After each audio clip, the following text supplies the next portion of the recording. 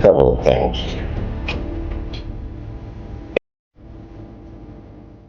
I'm not sure as I look at this.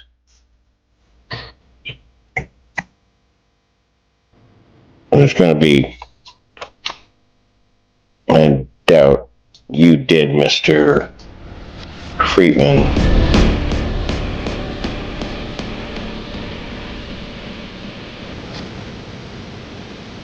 But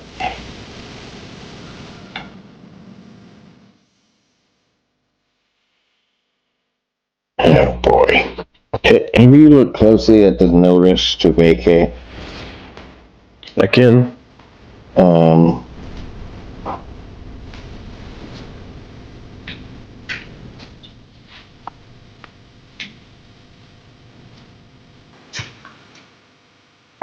Couple of things. One, because we called it a 30-day, but theoretically it's a 1 month notice. I mean, certainly there's a day issue, but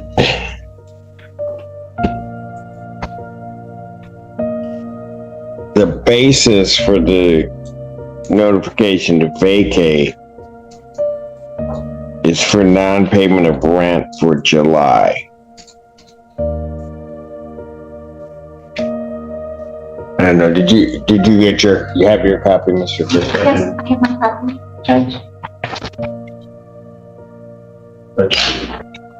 You see it? You got it?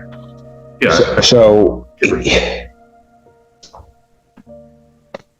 The judge jokes about football dates while scheduling the case. Gotta love a sense of humor in the middle of legal chaos.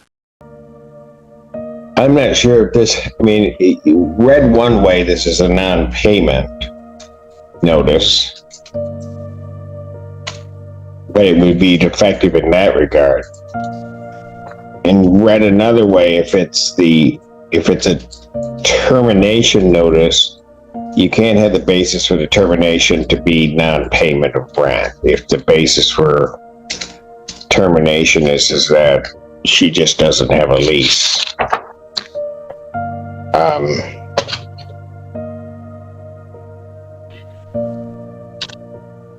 So I think there's a problem with the notice. I'd have to look at that a little bit more closely, but I'm not sure that this notice is proper in its form to invoke the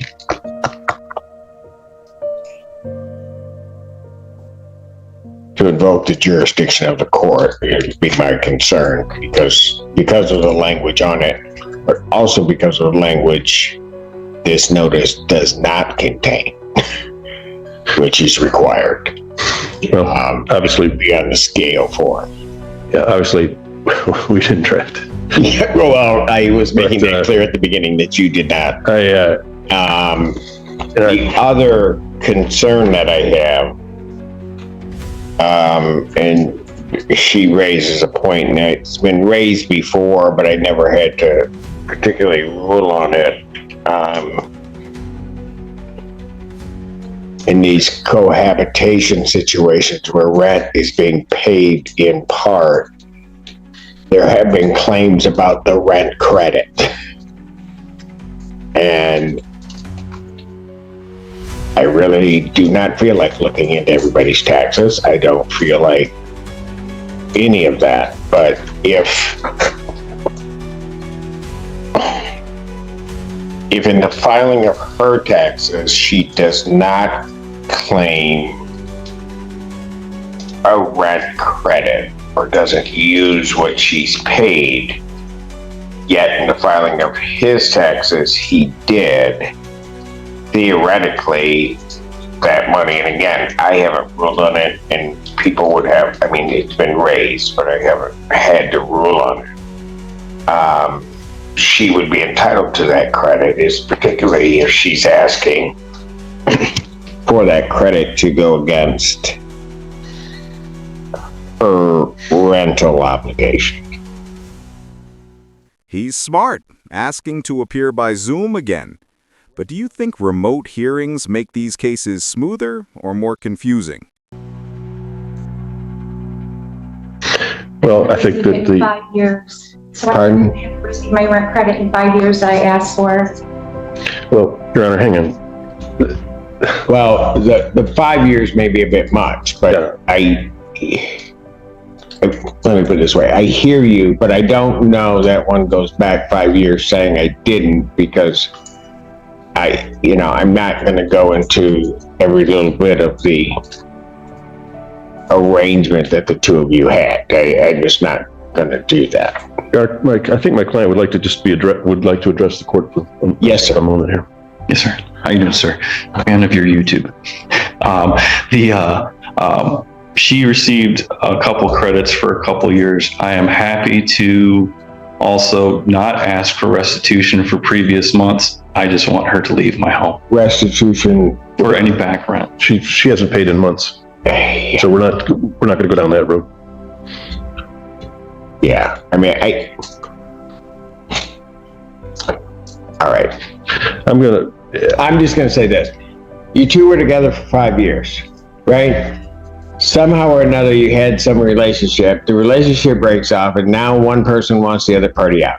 That's really what we're dealing with here. And now everybody's trying to bring these legal things in where that wasn't the issue before.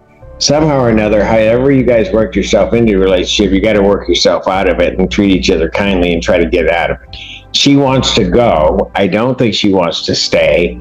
It's going to be an issue of time for her, is what I'm hearing. And I offered her I asked her how much time she needed, and she said she wanted to address the court. That's fine. And I get that she may want to address the court because you're representing him, and she's It's fine. probably not a whole lot of trust now between the two of you. So No, certainly not. that's right. And I don't trust either one of you. So just saying that. All right. So, I think I'd have to adjourn it out because I think, number one, the notice issue needs to be looked at, because I need to look at it because I'm not sure that the jurisdiction of the court's been invoked. I understand. Obviously, I'm going to send out another notice today. Yes. So you understand that, ma'am? No? Okay. So that in order,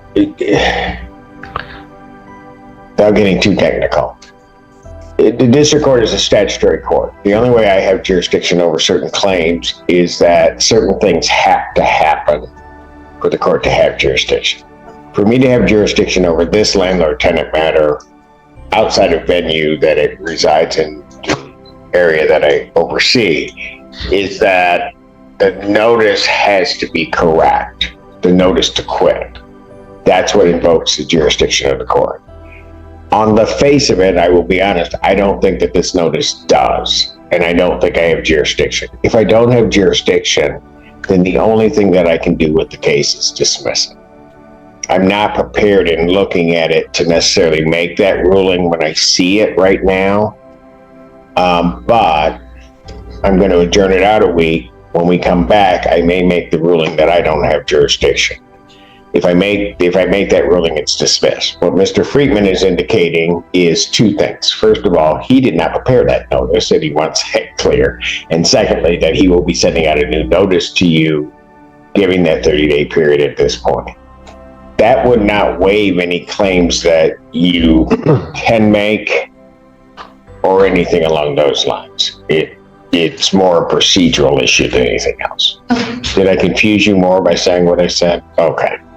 All right, guys. Thank you, Your Honor. So I'll adjourn this to November 7th, 2025 at 2 p.m. Yes, ma'am. Because I just started a new job, I had to take off today, and it was my first week. Is it possible that I could do a Zoom call? You can do a request, and we will strongly consider it given the circumstances. Okay. All right. All right, thank you. Thank you.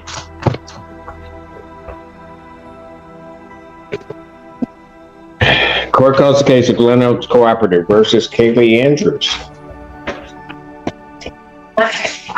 No, she's here. She is. That's a dismissal. She's trying to make her way up here. Hello. Good afternoon, how are you? I'm Kelly Andrews. Did I say the wrong name? No, you said the right name, wrong pronunciation. Anyway, Wow.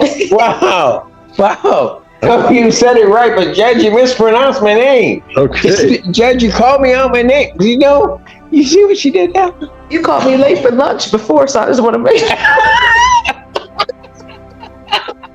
Just make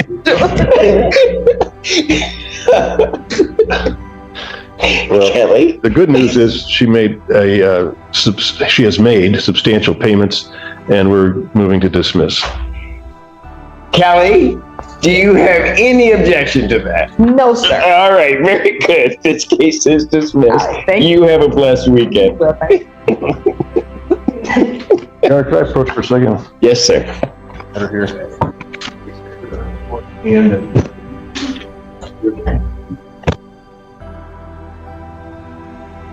Okay, well, we'll see.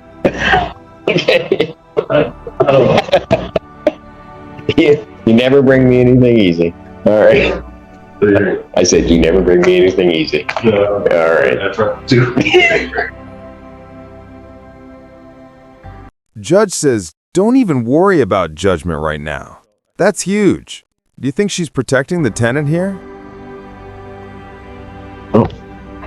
Yeah. Okay, we're back on the record. Court does call the case of our management versus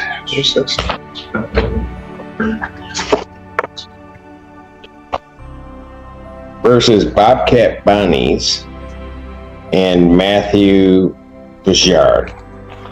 Alice Friedman for the plaintiff, Your Honor. They're not here. All right.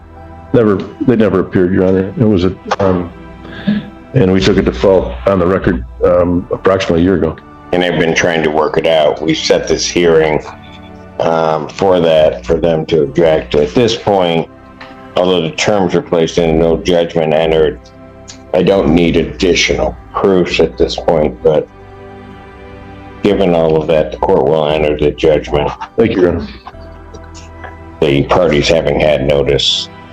So I will issue a judgment by default for possession. Redemption amount, inclusive of costs, in the amount of $27,069.70. However, I'll enter it in that amount with the writ issued pending. They have long since vacated. Yes, okay. Thank you. Thank you. Arbor Woods versus Shakiri Lee. Shakiri Lee, she is not checked in, and this is based upon her motion. I think. This is a writ hearing. Yes, it is. And her not appearing, are you requesting that the writ issue? Yes, Your Honor, we are requesting that the writ issue. We received notice of this hearing yesterday. We did not receive a copy of the motion that was filed by the defendant, if filed. Let me just make sure it wasn't. Was this my setting?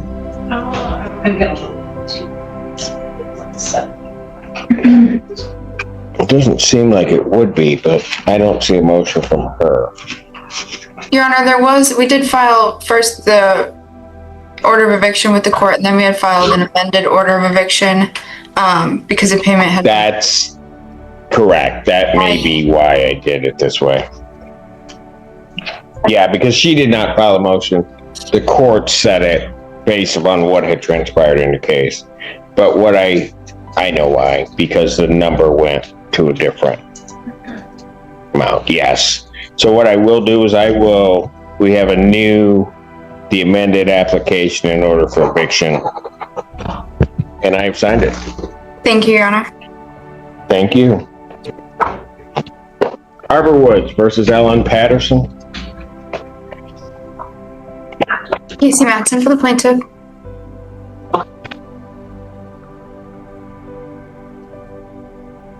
Hello. Hi. What's your name? Marty. Pardon? Marty. M-A-R-T-O. Cole. C-O-L-E. I'm the daughter. You're the daughter. Okay. And you reside at the premises? Yes. Does Miss Patterson? Yes, I do. Okay. My mom passed away in August. Miss Patterson did. That's right. I now recall when we read it. All right, where are we on this case then?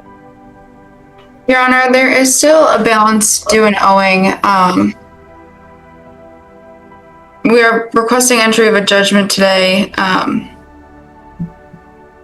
But Miss Mari has failed to fill out a tenancy application and be approved for such. I do believe an occupancy application was filled out. However, in order to, continue the tenancy, she would need to fill out an application for tenancy within the community, which has not been done at this point. So when was I supposed to fill that out? Because I thought that they were giving me till the end of November to vacate the premises. Nobody contacted me. You're gonna vacate. Yeah, I didn't want to stay past the end of November. I just wanted to the end of November to vacate the premises. That's all. Your Honor, she did request until the end of November. However, my client was not agreeable to give until the end of November, so we would ask for a judgment at this point with 10 days. When did your mom pass away? August 14th. Of this year. She did. So you just been scrambling since. Yeah, I don't know what's going on with her beneficiary not paying her rent for the time of me being there, but Right, that's what you said the last time, that there was supposed to they haven't paid it and you haven't been able, this person that's receiving the funds has not done anything. So, and I'm not in contact with her, my brother, my sister. So, yeah. So, I mean, I don't know. In 10 days, that's not enough time. You just don't. Listen closely. This is what conditional dismissal means. If both sides fix the problem, the case just disappears. Would you trust that deal? Let me ask you this. Okay. I'm going to grant them a judgment because I think it's appropriate in the case for possession. How much time are you really looking at that? If I said you got to get out, what's the soonest you could do it? November 30th. Maybe a few days before, but I mean, I need that much time because I just started back working. So I do have a security deposit I got to pay when I move. So I have to say. I got you. Well, you're I mean, we would object to that. This case was filed in September, so she's had at least 30 days already to... Yeah, and I just started working this month. Her brother. In October. Okay, hold on a second. Ms. Manson, what's your name? John. Yeah, we haven't spoken. Who is he? My brother. Yeah, you can come on up. As long as y'all ain't gonna fight. I don't even know what he's doing here, but yeah, whatever. All right. So, what's your name? My name is John Covington Jr. All right. So what? I'm Ellen's son. I'm here to kind of give a basic background to this situation. She has been at my mother's house for over a year now. Who has? Me. Okay.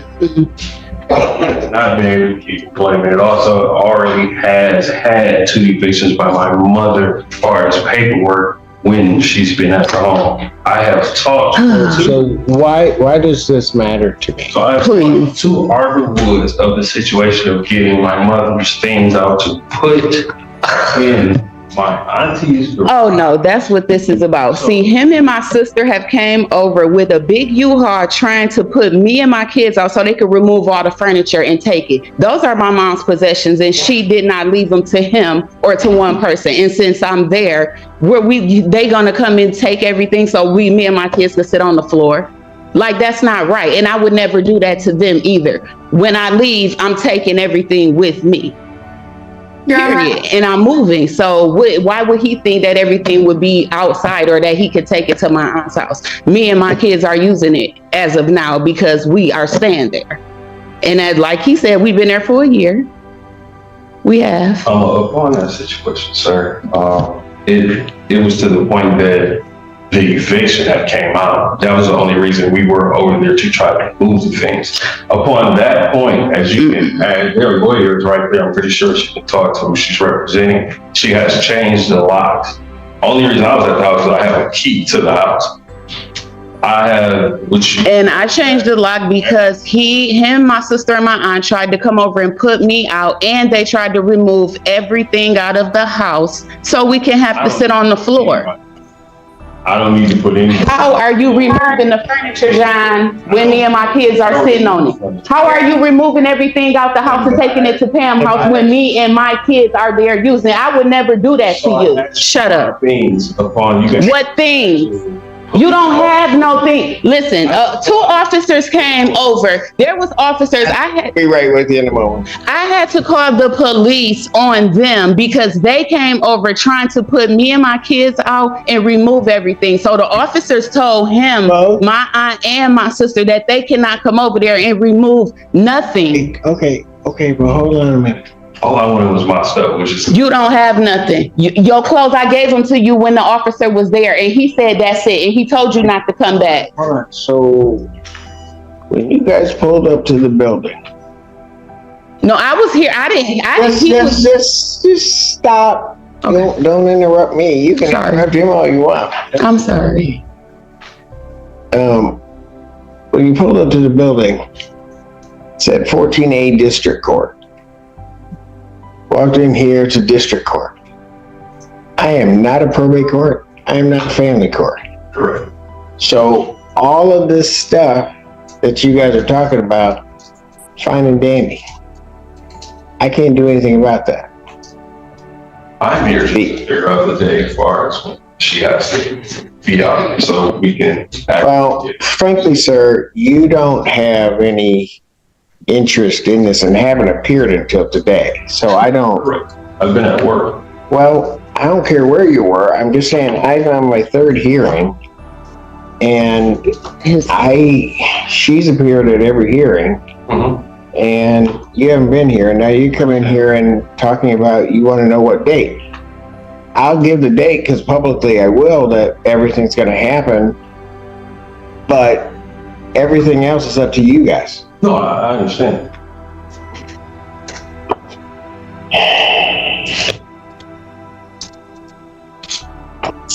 So how much is owing? Your Honor, rent to retain is $3,140.96. Cost of $186.00 for a total of $3,326.96.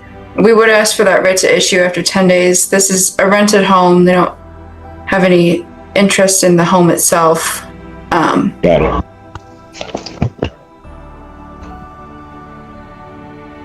What I'm going to do is I'm going to find after finding no tribal issue as to the amount of rent that's due. I'm going to grant judgment for possession to the landlord.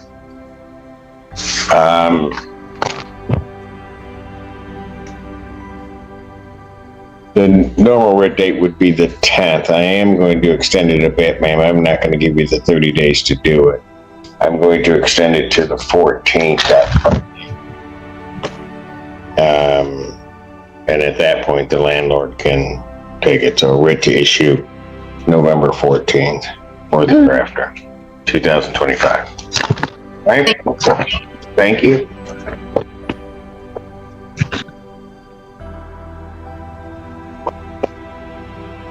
I might want to check that hallway down.